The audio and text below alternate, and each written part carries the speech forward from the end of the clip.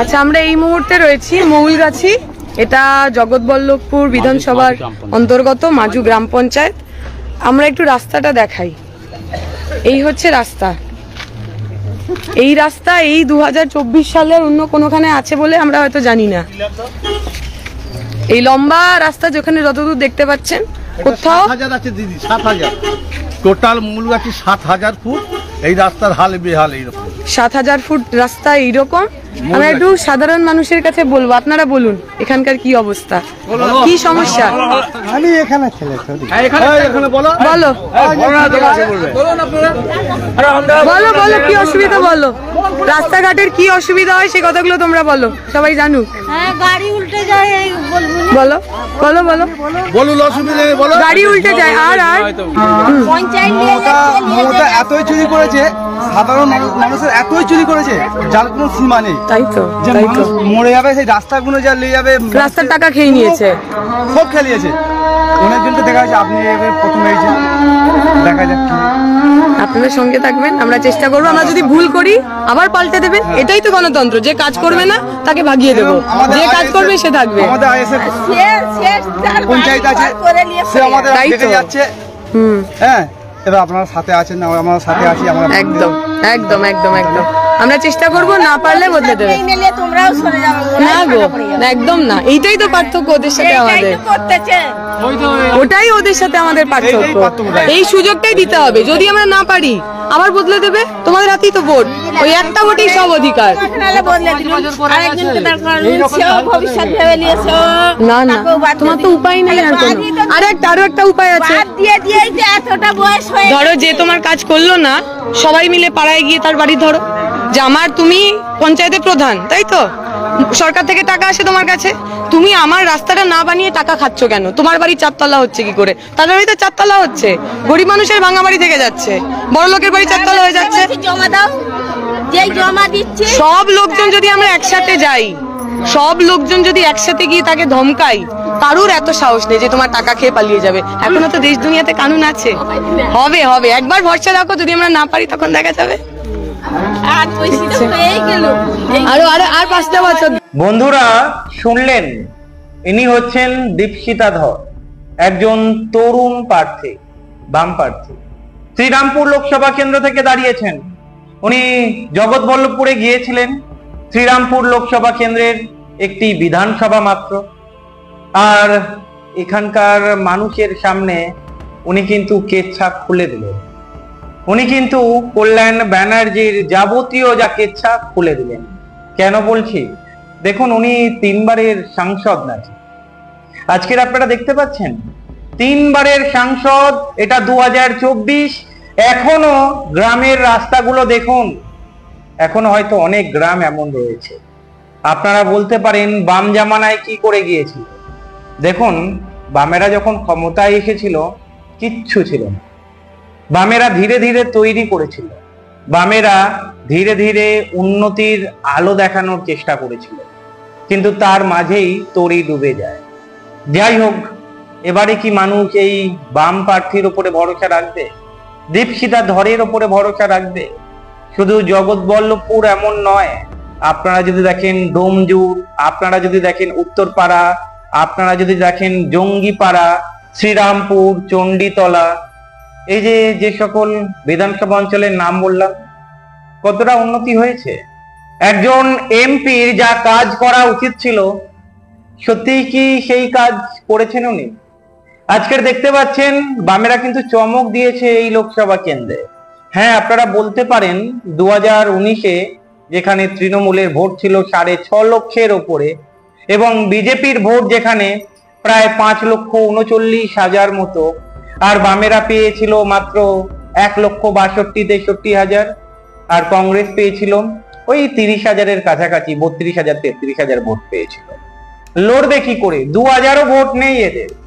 কিন্তু আপনারা যদি আরেকটু পিছিয়ে যান 2014 সালের আগে, আপনারা দেখবেন, মানে 2014 সালে আপনারা দেখবেন বামেরা এখান থেকে প্রায় 4.25 লক্ষ ভোট পেয়েছিল।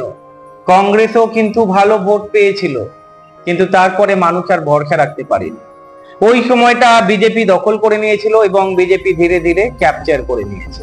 অবশ্য বিজেপি জেতেনি, কিন্তু সংগঠনটা একটু শক্তিশালী হয়েছে।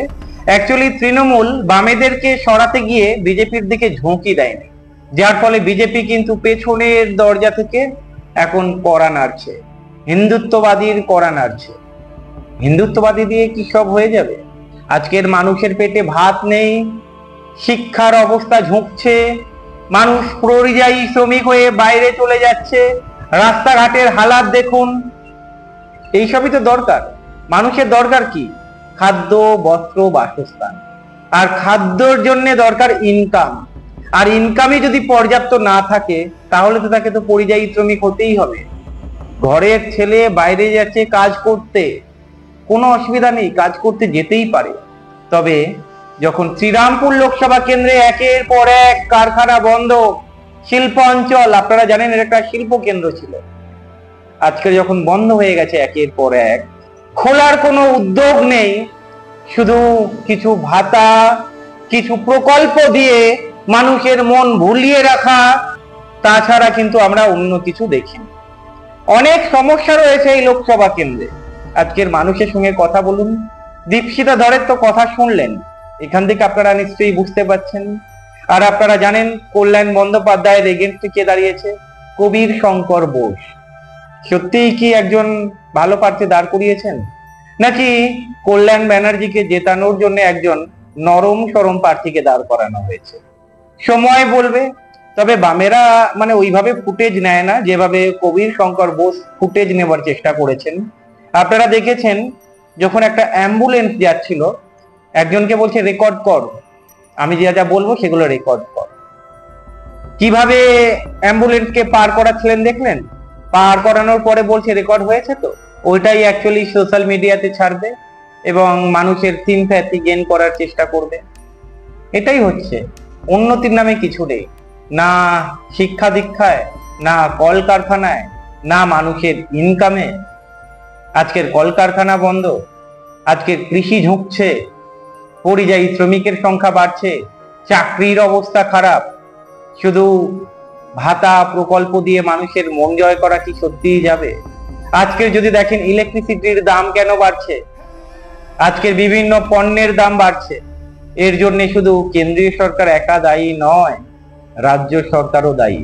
কারণ এই দুটো সরকারই ইলেকট্রাল বন্ডের টাকা নিয়েছে এবং ওই কোম্পানিকে এখন জোর গলায় কিছু বলতে পারবে না, কারণ ওই কোম্পানিগুলো এখন তাদের ইচ্ছা মতো দাম বাড়াবে। মানুষের কি চোখ খুলছে, নাকি সেই যেটা আমরা দেখে আসি কল্যাণ ব্যানার্জি, সেটা মানুষ বিচার করবে। আমি তৃণমূলকেও খারাপ বলছি না এখানে, বা বিজেপিকেও খারাপ বলছি না, তবে আমি বাস্তবটা আপনাদের সামনে তুলে ধরার চেষ্টা করছি। পরিবর্তন কি সত্যিই দরকার? মানুষ বিচার করবে। ওই লোকসভা কেন্দ্রে যিনি এমপি ছিলেন, 3 বারের এমপি, মানে 15 বছর উনি ওখানে রয়েছেন, 15 বছরে ওখানকার মানুষের জন্য উনি কি কাজ করেছেন প্রশ্ন রয়ে যায়। এইদিকে যদি দেখেন বাম প্রার্থী, লড়াকু নেত্রী, এসএফআই থেকে উঠে এসেছেন, সারা ভারত ছাত্র ফেডারেশন মানে সারা ভারতের এসএফআই সংগঠনের একজন অন্যতম নেত্রী দীপশিতা ধর। আজকের ওনার কথাগুলো নিশ্চয়ই আপনারা শুনেছেন। মানুষ কিন্তু ওনাকে পছন্দ করছে। আমরা বিভিন্ন জায়গায় সার্ভে রিপোর্টে যেটা দেখছি, মানুষ বলছে বামেরা একজন দারুণ নেত্রীকে এখানে দাঁড় করিয়েছেন, যার ফলে কিন্তু কল্যাণ ব্যানার্জির এবারে অত সহজ হবে না এই লোকসভা কেন্দ্রটা জিতে যাওয়া।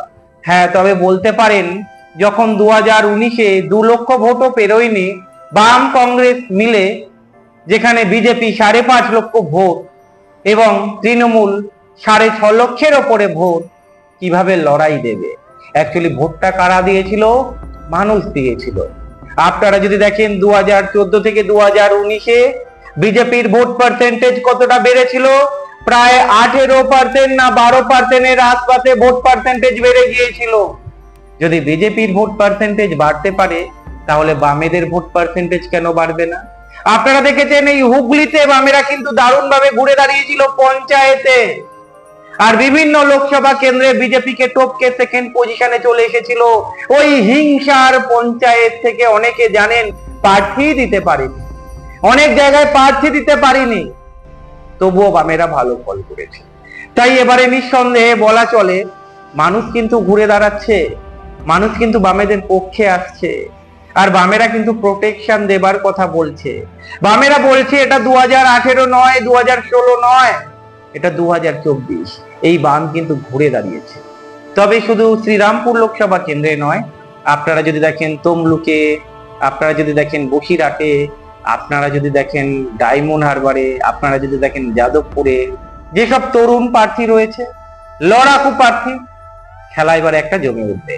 তবে শ্রীরামপুর লোকসভা কেন্দ্রে এই দীপশিতা ধর কিন্তু দারুণ ফল করতে চলেছে, চমকে দেবার মতো রেজাল্ট হতে পারে। ভালো থাকবেন।